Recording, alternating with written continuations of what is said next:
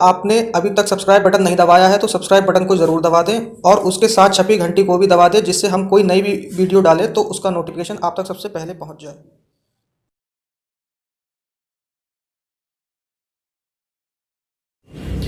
Good morning students, unique competition class में आपका स्वागत है। हमने प्रीवियस क्लास में पर्सनालिटी चैप्टर व्यक्तित्व को अपना पूरा कंप्लीट कर लिया था। उस चैप्टर से रिलेटेड कुछ विधियां हैं जो एग्जाम में लौट कर बार बार पूछी जाती हैं। तो एक एक करके हम आज के अपने इस वीडियो में एक एक करके हम अपनी विधि को, जितनी भी विधियां हमें पर्सनालिटी से रिलेटेड बताई जाएंगी, सबको निपटाएंगे। और कोशिश करूंगा मैं कि इस छोटी सी वीडियो में ये सारी जितनी भी विधियां हैं ये आपके माइंड में सेट कर दूंगा। तो सबसे पहले हमारा जो आज का टॉपिक है उसकी हेडिंग है व्यक्तित्व की प्रक्षेपण विधियां। तो सबसे पहले विधियों को जानने से पहले हमें एक चीज जानना है। इससे क्वेश्चन नहीं आता, लेकिन इसको हम जब तक नहीं जान लेंगे तब तक हम आगे हमारा जो होगा बेसिक हमारा यहीं से शुरू होगा, आगे चीज हमें क्लियर नहीं होगी। तो पहला है प्रक्षेपण का अर्थ क्या होता है। प्रक्षेपण का मतलब होता है अपनी बातों, विचारों, भावनाओं, अनुभवों आदि को स्वयं न बताकर किसी अन्य उद्दीपक या पदार्थ के माध्यम से अभिव्यक्त करना। जैसे हम अपने विचारों, भावनाओं, अनुभवों को हम अपने आप नहीं बताते हैं और किसी उद्दीपक हमने पढ़ा था पावलोव में, स्टिमुलस जिसे कहते हैं इंग्लिश में, तो यानी कि लक्ष्य। तो और जो हमारा ये पदार्थ के माध्यम से अभिव्यक्त करना ही हमारा क्या कहलाता है, प्रक्षेपण कहलाता है। सारी वीडियो के जितने भी डिस्क्रिप्शन लिंक है वो मैंने सब आपको डिस्क्रिप्शन बॉक्स में दे रखे हैं। आप उनमें से पावलोव, थॉर्नडाइक और जितने भी हैं आपके गोगलर वगैरह, इनमें से क्वेश्चन बहुत आते हैं, तो उनको भी आप देखिए जरूर और नोट्स बनाइए अपने हैंडराइटिंग में। तो सबसे पहली जो हमारी विधि है वो है टेट, TAT। इसको जो फुल फॉर्म है इसको हम कहते हैं थीमेटिक एप्लीकेशन टेस्ट, यानी कि हिंदी में कहते हैं प्रासंगिक अंतर्बोध परीक्षण या कथन प्रसंग परीक्षण। अब इस विधि को हम दिया कितना, ये इंपॉर्टेंट है, टेट आती है, पूछी जाती है। इस विधि को दिया किसने था, इसका प्रतिपादन किसने करा, मॉर्गन और मूरे ने मिलकर इस विधि को बनाया था सन 1935 में। इसमें कुछ कार्ड होते हैं, इन सारी विधि में कुछ कार्ड वगैरह होते हैं जिससे व्यक्तित्व का मापन किया जाता है। तो इसमें कार्डों की संख्या कितनी रखी है, 30+1 यानी कि 31। एक कार्ड विशेष कार्ड है और 30 कार्ड वैसे हैं। इस एक कार्ड का क्या काम है ये मैं अभी आपको आगे बताऊंगा। इस परीक्षण में 10 कार्डों पर पुरुषों से संबंधित व 10 कार्डों पर महिलाओं से संबंधित व 10 कार्डों पर दोनों से संबंधित चित्र बने होते हैं। इस विधि में क्या करते हैं, 10 कार्ड ऐसे होते हैं जिसमें पुरुषों से संबंधित चित्र बने होते हैं, 10 में महिलाओं से संबंधित और 10 में पुरुष और महिला दोनों से संबंधित चित्र बने होते हैं। और एक जो कार्ड होता है, जो यहाँ पे मैंने बताया था, एक कार्ड इसमें कोरा होता है, बिल्कुल सादा, उसमें कुछ नहीं बना होता है। तो इस 10 यहाँ से, 10 यहाँ से और 10 यहाँ से, ये होगा 30 और 1 यहाँ से एक कार्ड है। तो ये 31 टोटल इसमें कार्ड होते हैं, जिसमें 10 आपके पुरुषों से संबंधित, 10 महिलाओं से संबंधित, 10 पुरुषों महिलाओं दोनों से संबंधित और एक कार्ड हमारा कोरा होता है, जो व्यक्तित्व का मापन यहाँ से करा जाता है। तो इसमें क्या होता है, अब इसके जो इम्पोर्टेंट पॉइंट है वो है बालकों को चित्र दिखाकर कहानी लिखने को कहा जाता है और कम से कम 10 कार्डों पर कहानी लिखवाई जाती है। इसमें जो बच्चा होता है उसका व्यक्तित्व नापने के लिए, मापन करने के लिए हम क्या करते हैं, उसे चित्र दिखाकर ये चीजों को कम से कम 10, इसमें जो होते हैं कम से कम 10 कार्डों पर कहानी लिखवाई जाती है। और ये परीक्षण जो होता है 14 वर्ष से अधिक आयु वाले बालकों पर करा जाता है इसका प्रयोग। तो इसमें जैसे कि कहानी जो होती है, बच्चों को हम चित्र दिखाते हैं और कहानी लिखने को कहते हैं। 10 कार्डों पर कहानी लिखवाई जाती है। जो ये कार्ड वगैरह 30 होते हैं, इनमें से 10 कार्ड बच्चों को देते हैं और उनसे कहते हैं कि चित्र दिखाकर कि इन पर कहानी लिखो। और फिर ऐसे ये विधि से उनका व्यक्तित्व का हम मापन कर लेते हैं कि वो उनका व्यक्तित्व कैसा है। ये परीक्षण 14 वर्ष से अधिक आयु वाले बालकों पर प्रयोग किया जाता है। ये इंपॉर्टेंट है ना कि जो टेट का जो परीक्षण होता है TAT का, वो कितनी आयु से अधिक वाले बालकों पर होता है, 14 वर्ष से अधिक वाले। तो इससे व्यक्ति के रुचियों, इच्छाओं व आवश्यकताओं की जानकारी भी मिलती है। जब व्यक्ति अपना जो बच्चा, जो बालक होगा 14 साल से ज्यादा का, तो वो अगर कहानी लिखेगा तो उससे उसकी रुचियां भी, इच्छाओं की और जो आवश्यकता है उन सबकी हमें जानकारी मिलेगी। और इसको एग्जाम में याद करने की ट्रिक जो है वो ट्रिक ये है, जैसे यहाँ पे टेट है, टेट, और जैसे हम जो पेपर जो हमारे देते हैं वो हम देते हैं CTET के और UP टेट के।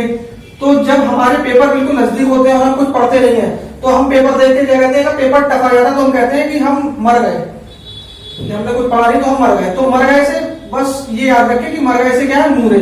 मूरे ने क्या दिया, टेट का। टेट को हम यूपी टेट और सी टेट से कर सकते हैं रिलेट, तो ये हमारी ट्रिक हो जाएगी कि मर गए से हम याद रखें कि मर गए से मूरे है, और मूरे किससे, टेट से रिलेटेड है। फिर दूसरे पे चलते हैं। दूसरे जो परीक्षण है, जो हमारा व्यक्तित्व के मापन का परीक्षण है, विधि है, वो है स्कैट, CAT। इसकी फुल फॉर्म होती है चिल्ड्रन एप्रिसिएशन टेस्ट, यानी कि बालक समप्रत्यक्ष परीक्षण। अब इसमें क्या होता है, इसमें इसके सबसे पहले जो प्रतिपादक है वो है लियोपोल्ड बेलोव, जिन्होंने 1948 में ये दिया। विकास में उनका योगदान इनके साथ किसने दिया था, डॉक्टर अर्नेस्ट क्रिस ने। इनने इस प्रतिपादन के लिए या इस मेथड के लिए इनकी सहायता करी थी। फिर इसमें कार्डों की संख्या कितनी है, इसमें कार्डों की संख्या 10 है। इधर कितनी थी, जो 10 था उसमें थी 31, और इधर कितनी है, 10 है। अब इस परीक्षण में 10 कार्डों पर जानवरों के चित्र बने होते हैं। इसमें जो कार्ड होते हैं उसमें जानवरों के चित्र बने होते हैं, और बालकों को चित्र दिखाकर कहानी लिखने को कहा जाता है। अब की बात, जानवरों के बने चित्र से बालकों को वो चित्र दिखाए जाते हैं कार्ड, और उनसे कहानी लिखने को कहा जाता है। ये परीक्षण 3 से 11 वर्ष, वो था 14 से अधिक वर्ष के लिए, ये 3 से 11 वर्ष के बालकों के लिए उपयोगी है। अब इसको भी, कैट को भी याद करने की एक ट्रिक है। जैसे कैट से C फॉर चिल्ड्रन होता है, और चिल्ड्रन से अगर हम बेलोव ना पढ़ के अगर बालक पढ़े कि ये बालक है, तो बालक वाला क्या होगा, बालक संप्रदाय का किसने दिया था, लियोनार्ड बेलोव ने। यानी कि कैट का परीक्षण इससे हम कोरिलेट कर लेंगे, तो ये भी एक ट्रिक हो जाएगी, जिससे हमें एग्जाम में याद रहे, क्योंकि एग्जाम में कई सारे आते हैं तो हमारा माइंड डाइवर्ट हो जाता है कि हमें कौन सा ऑप्शन हमें सही है। इसका जो तीसरा परीक्षण है वो है IBT, इंक ब्लॉक टेस्ट। ये भी इंपॉर्टेंट है, ये पूछा गया है कई बार। इसको हिंदी में कहते हैं रोरशा स्याही धब्बा परीक्षण। हिंदी में इसका नाम है रोरशा स्याही धब्बा परीक्षण। इसके जो प्रतिपादक है, ये परीक्षण दिया है, वो है हरमन रोरशा। इसमें भी एक टिक है, हरमन को अगर हम हरमन ना करके हरमैन अगर लिख लें, अपने मन में रखें कि हरमैन, और हरमैन को किस चीज की जरूरत होती है, हरमैन के पास होता है पेन, और पेन में क्या पड़ता है, पेन में पड़ती है हमारी स्याही। तो ऐसे करके हम इससे ट्रिक से थोड़ा सा इसको याद कर सकते हैं कि हरमन की जगह हरमैन, और हरमैन पे हम होता है पेन। जब वो एग्जाम देने जाता है तो उसके पास होता है पेन, और पेन में पड़ती है स्याही यानी कि इंक। तो इसके प्रतिपादक थे हरमन रोरशा 1921। इसमें कार्ड कितने थे, इसमें कार्डों की संख्या रखी है 10। इस परीक्षण में 10 कार्डों पर स्याही के धब्बे बने होते हैं। इसमें जितने भी कार्ड हैं 10, उन पे स्याही के धब्बे बने हुए होते हैं, जिनमें से 5 कार्डों पर काले व सफेद, 5 कार्ड ऐसे होते हैं जिनमें काले व सफेद धब्बे होते हैं। बाकी 5 पर विभिन्न रंगों के अलग अलग तरीके के जो रंग होते हैं उनके धब्बे बने होते हैं। और ये जो परीक्षण है वो बालकों को आकृति दिखाकर उसके बारे में पूछा जाता है। इससे बालकों के क्रियात्मक, भावात्मक व संज्ञानात्मक परीक्षण किए जाते हैं।